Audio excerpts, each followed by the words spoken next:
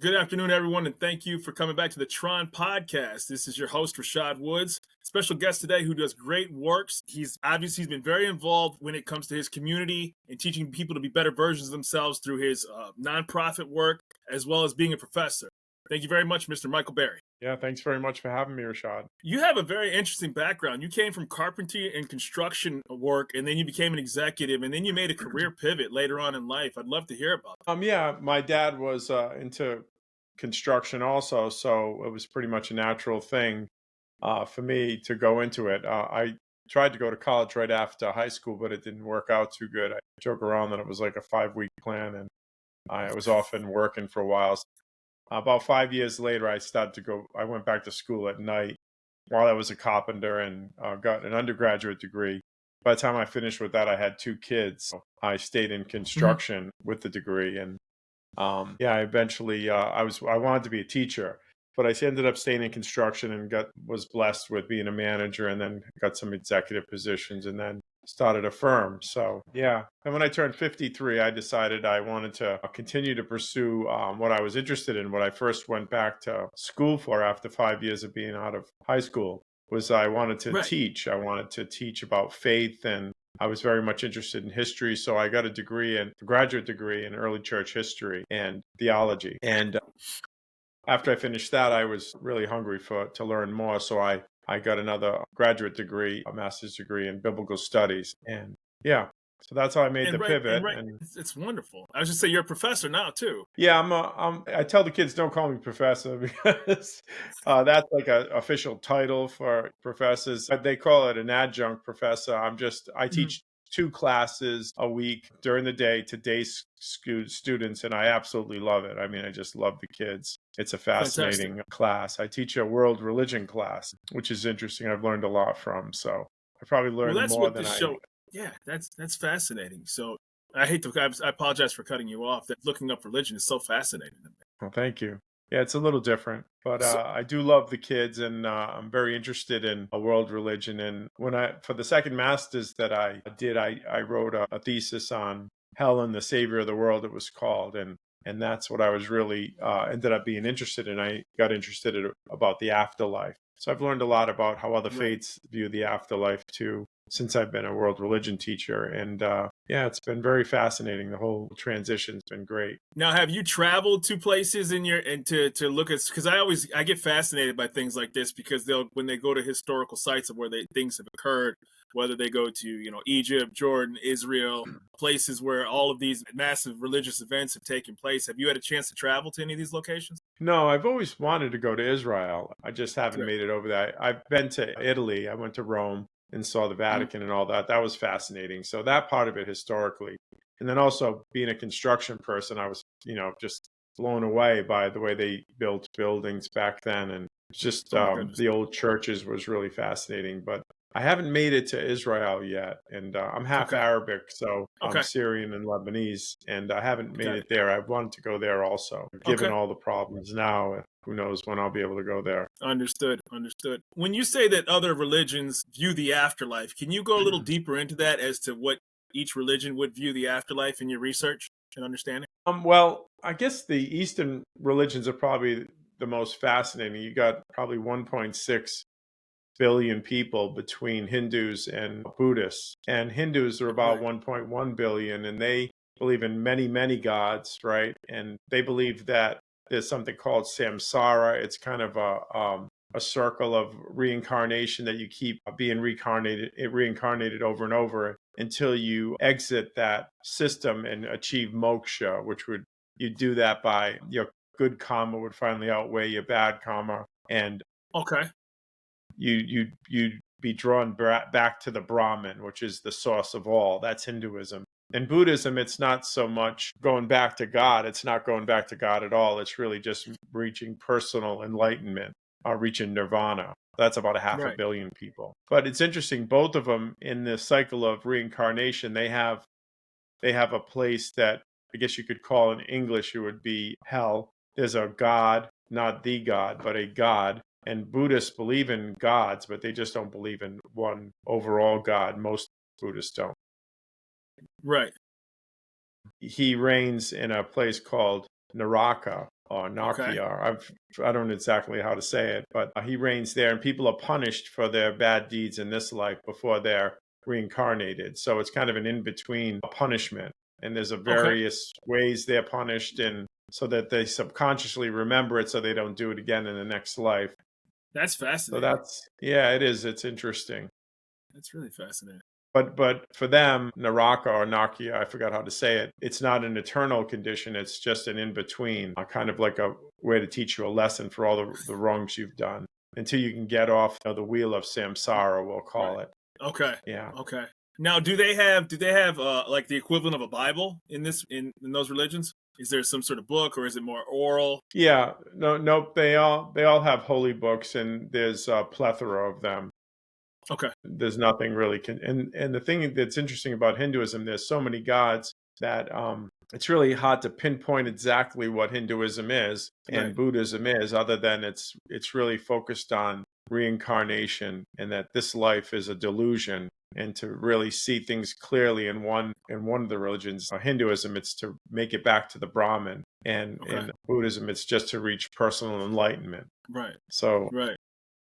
yeah, it's very different Oh, no than question. the No question. Abrahamic religions, Judaism and Islam and Christianity, much different. Correct. The I one always true found it God. fascinating. These interesting. Very interesting. Yeah. Yeah, I think that most Christians, if they knew more about world religions, their view of Christianity and Jesus of Nazareth would be a little bit different, because there's so many people out there made in the image and likeness of God that are trying to do something to make it right, right? They know that there's Mhm. right and wrong, and they try Right. not to do the wrong. So, yeah, it's fascinating just how many people are in the world, and how many are struggling, and they're in strife. Like in Hinduism, there's 1.1 billion Hindus in the world, and about 200,000 of them are outside the caste system totally, which is a hierarchy of Right. social status. And they're there because of the religion of Hinduism. It has to do with whatever they did in their previous life, where they are now, to try to Oh wow. reach moksha. And there's Okay. 200 million that aren't even in a caste. They don't even make it into a caste. So there's about 335 million people in the United States. 200 million are casteless in India. They're in abject poverty. I don't Okay. know if you've ever seen the slums of India. They're amazingly dense, and we think that we have problems with homeless here. It's just unbelievable in India.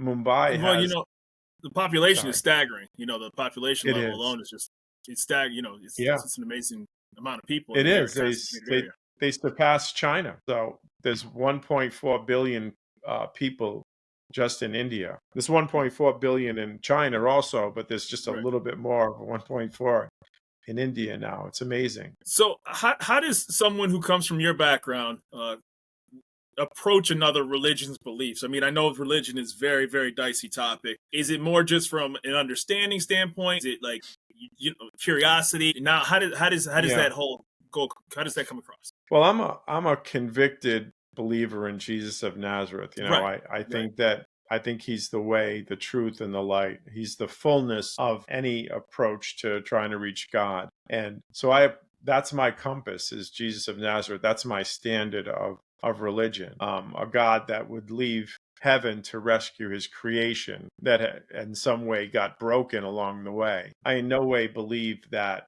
I'm reborn to someone else, that my consciousness goes to another soul. I Yeah. believe that we live in a broken world. I am who I am, and someday I'll be made right with God in the afterlife. So, but I try to approach all those other religions with some humility, understanding Right. that some of them have never been exposed to Christianity or Jesus of Nazareth or a Bible. Or when they have been exposed to it, it's been extremely negative by people that are saying that they're a follower of Jesus of Nazareth, but may not be conveying in a way that is anything that they would want to be associated with.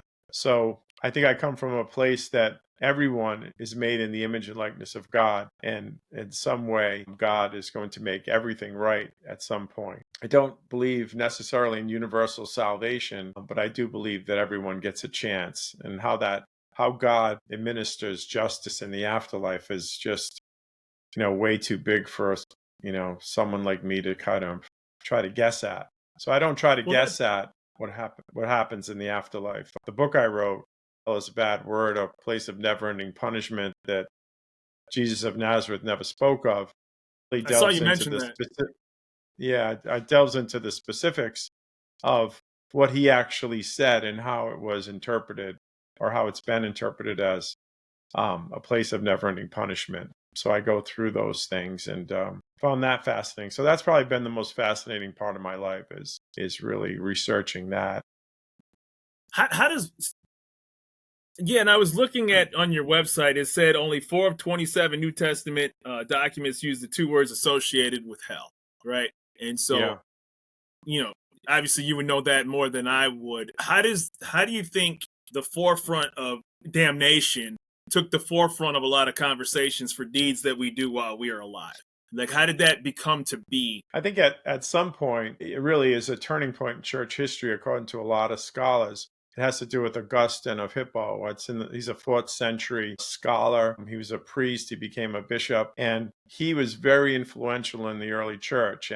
But before Augustine, the verses that contained what is written down as the English word hell, when the Bible's finally translated to English 1,500 years after Jesus of Nazareth was crucified and resurrected from the dead. Those words back then were seen by a lot of scholars as having to do with purification. One of the ones that is translated as hell is a valley on the outskirts of Jerusalem. It's called Gehenna.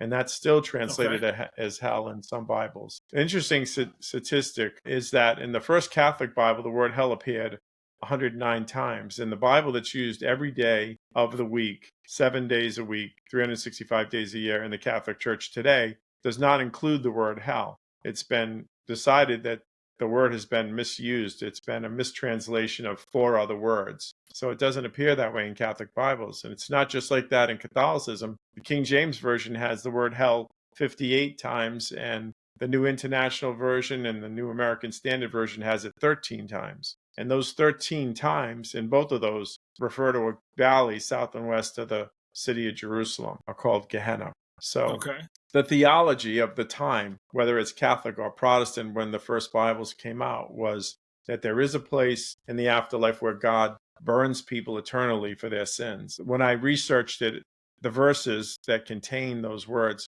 don't really bear that out as far as I'm concerned. And there's a lot of that goes behind explaining that, because it's such a position that's outside the norm for Christianity. But basically, Christianity took on some of the forms of the afterlife punishment that came from other religions like Buddhism Mhm.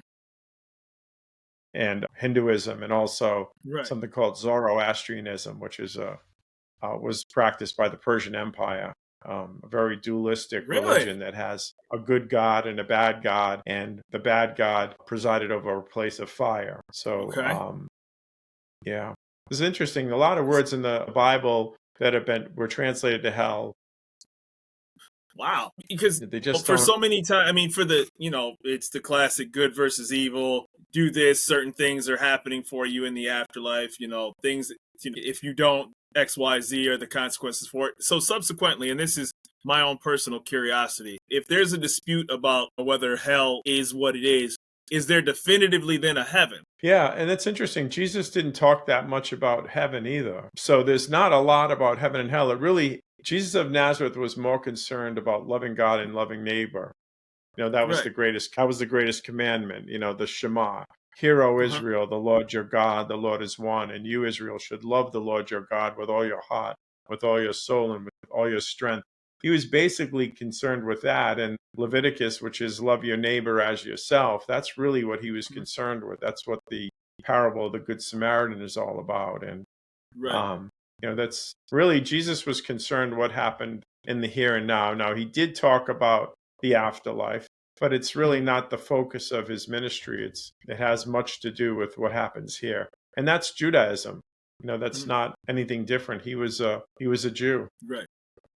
It is the prevailing notion, is so this is what your interpretation. I'm not in any way coming, this is I'm just listening. Mhm. Is that a Yeah. prevailing notion of what you have? How has that message been received based on what you've researched? Has it come across to anybody else as similar? Said this is the same point of view when you've talked to other people in religion, in Yeah, particular followers of Jesus?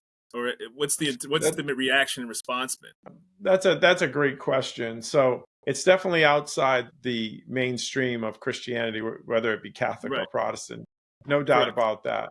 But the thesis that I wrote for my second master's at PC, I graduated with distinction. So I made theological Wow. points that were correct in some way. I certainly interpreted the scriptures in a way that was logical, or they wouldn't have accepted the thesis.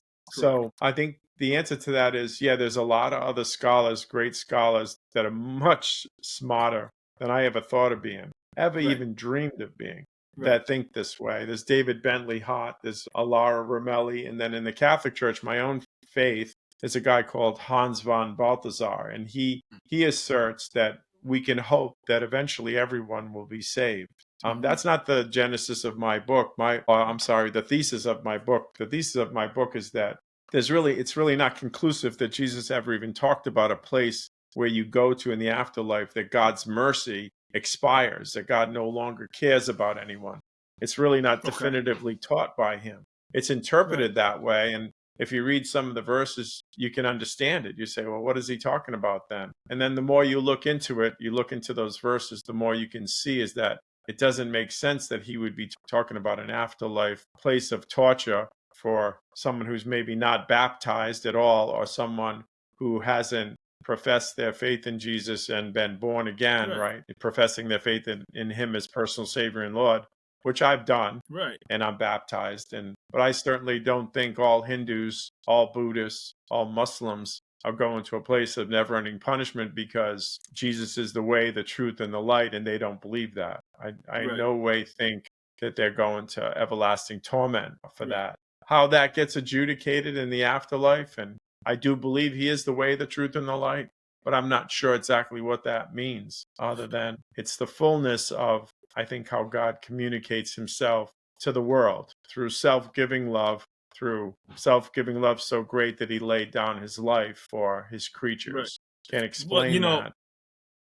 I just think like this is the reason why I did a show like this, was to be able to talk to people like you, because even in my limit, I know enough a little bit about religion to where I can navigate the nuances. I mean, anybody who Yeah, somewhat, whether it's Google, whether they've brought to church as a kid, whether they've gone to a place of worship at any point in their life, the basics to get down to the very, very yeah, grains of sand of it all, and to it's a long lasting wormhole of knowledge, it is. because It is. it really is. It's You know. hard. It's hard to navigate through. Christianity is supposed to be good news, right? Mhm. The word gospel means good news. And the way it was used in the first century was when a king made sure that you weren't going to go into bondage, into slavery, and be conquered and have everything taken from you.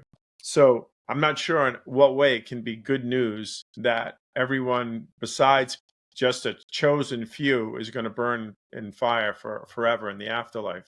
I think it's much better news that God has made a way through the cross for his creatures to find their way back to him. How he Right. does that and how that becomes fair, I think I'll leave to him. I'll just try to follow the teachings of his son, my life, do the best that I can, and leave the justice to him, right? Right. Focus on Right. loving God and loving neighbor. How does your nonprofit 535 go? I think that's a very great work that you do, and I'd love to get a chance to speak you. Well, what we do is every single week we make lunches, bagged lunches for the homeless. Some we deliver directly to Wonderful. the street, and others we deliver to homeless shelters in Providence, Rhode Island, right next door to us here.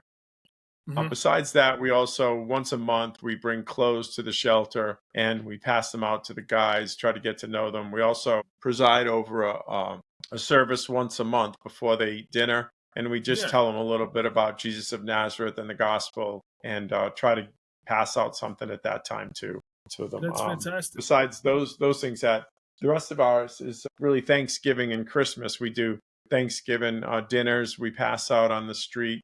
We coordinate with a couple of local churches. Beautiful. Beautiful. Yeah, we also do presents at Christmas time for the homeless. We deliver poinsettias to That's wonderful work. the elderly and bring them an excerpt of Luke's Hmm. gospel about, the infancy narrative of Jesus. We try to keep Christ in Christmas. So that's what we do, and it's growing. It's getting much bigger and much better every year. So touch more people every year. Try to focus on that I part could of pick your Jesus's brain about the ministry. right, Say right. that And again. I You could pick your little brain about. delay. Oh, I'm sorry about that. I just said I could pick your brain all day about your research and the things that because I'm the kind of person that I would watch a documentary on the things that you went to school about, because you'll be like, how did things formulate from this area of the world and then spread amongst the rest of the world, and then also how did this other portion of the world get to this belief system? And Yeah, it is the biggest wormhole that you can go down, and it's a lot of conflicting information, and you'll find it a lot of is. overlaps. And it's just hearing you talk about it is very, very fascinating. Yeah. I mean, my anchor is, the teachings of Jesus to love God and love neighbor. And he says he gives a new commandment to love one another as I have loved you. So how did he love the world, or how did he love his disciples? He laid his life down for them. I think that Mhm. if the world's religions, specifically the Abrahamic religions, focused on that more than, whose piece of land this is and whose piece of land that is, there'd be peace in the Middle East. I think it's a big problem that we don't listen to the teaching of Jesus of Nazareth. Yeah, it's a complicated ordeal over there, that's for sure. It is, Um, yeah, how very does complicated. so yeah, obviously you're doing great work, and the things that you do are very, not only fantastic, very self-fulfilling for you, but how can people find you just for the basis of this show? How can they what? I'm sorry, How Rashid, could I they didn't. find you, like Michael Berry? How would they be able to, obviously, you don't need me to spread what you do, but just for the people who will be on the show listening, how would they find out in Rhode Island what you do? They could go to 535.org is probably the best place. That's where the website is for the nonprofit. And the thing that's interesting about it, Rashid, is that we don't make all the lunches. A bunch of different people make them. So a family or a couple of people or one person will take it. So we try to make it so that 52 weeks a year, it's spread around about a lot through a lot of different people. Like, we've had a Nice. law firm do it a couple of times. A guy who owns a bunch of Dunkin' Donut franchises, his employees have done it. Okay. So a lot of different people do it, and what it is, it gives them a chance to see their neighbor in a homeless person. And so I think Right. that's one of the Right. wonderful things about 53.5 is that we live in such a rich country. We often don't know the best way we can help the homeless or the inner city poor. And they're right there, ready to help. We're too busy worried about politically which side is winning rather than, yeah, there's homeless people, there's inner city poor, the working poor that just need help. And so this gives an opportunity with the homeless part of it to do that. And then at Christmas and Thanksgiving, we get to help out homeless inner city families.